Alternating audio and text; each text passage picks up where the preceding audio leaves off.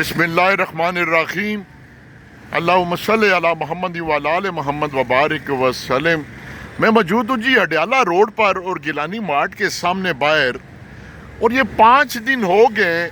یہ رات کے اندھیرے میں گاڑی ٹکرائی اس کھمبے کے ساتھ، اور وہ اتنی سپیڈ میں تھی کہ یہ دیکھ لیں اس گاڑی کا تو ایک سائڈ پہ اکثر نشر ہوا ہے، لیکن یہ دیکھیں اتنی زور سے لگی ہے کہ یہ ٹرانسفارمر بھی اوپر سے گر گیا ہے۔ اور میں جلدی میں روز گزرتا رہا ہوں کہ چلو یار شاید آج کوئی اس کو اٹھا لے، آج اس کو کوئی اٹھا لے، لیکن بڑے حیرت کی بات ہے، بڑے دکھ کی بات ہے کہ ٹریفک پولیس والوں نے بھی اس کا کوئی نوٹس نہیں لیا۔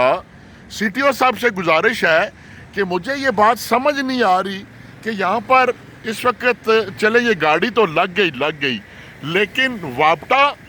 اور ٹریفک پولیس نے اس کو اٹھانے بھی گوارا نہیں کیا، یا اس کے مالکان کو بھی ٹریس کرنا گوارا نہیں کیا۔ یہ اوپر نمبر بھی لکھے ہوئے ہیں، اور اس قدر اس نے نقصان پہنچایا وابٹا کے بھی سامان کو کہ یہ خدا نخواستہ شکر ہے۔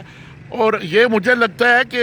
شاید اس وجہ سے نہیں ہٹا رہے کہ اگر یہاں سے اس کو اٹھایا گیا تو یہ کھمبا نیچے گر جائے گا اوپر سے،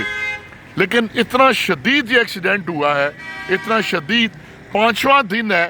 اور وابٹا والوں نے بھی اس کے بارے میں کوئی نوٹس نہیں لیا کہ اس کے ٹرانسفارمر کو پیچھے کیا جائے، یا اس کے بارے میں کوئی ایف آئی آر درج ہوئی، یا کوئی تھانے میں رپورٹ درج کروائی گئی کہ یہ سارا یہ نقصان کون پورا کرے گا۔ اور یہ مین لائن آ رہی ہے یہاں سے، یہ اوپر سے یہاں پر مین لائن آ رہی ہے، پر مجھے حیرت ہے وابٹا کی خاموشی پر بھی، ایس ڈی او صاحب کی خاموشی پر بھی،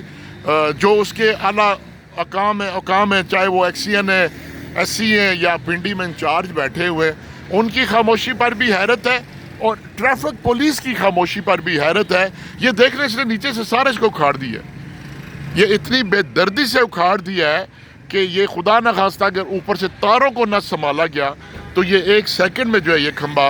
نیچے گر جائے گا۔ میں دوبارہ اپیل کرتا ہوں، بلکہ ڈپٹی کمشنر راول پنڈی صاحب کے نوٹس میں یہ لاتا ہوں کہ آپ احکامات جاری کریں وابٹا کو اور ٹریفک پولیس کو کہ وہ اس کے خلاف کوئی نہ کوئی کارروائی کرے، یہ پتہ چلے کہ یہ کون ہے، کیسے ہوا یہ حادثہ۔ والسلام۔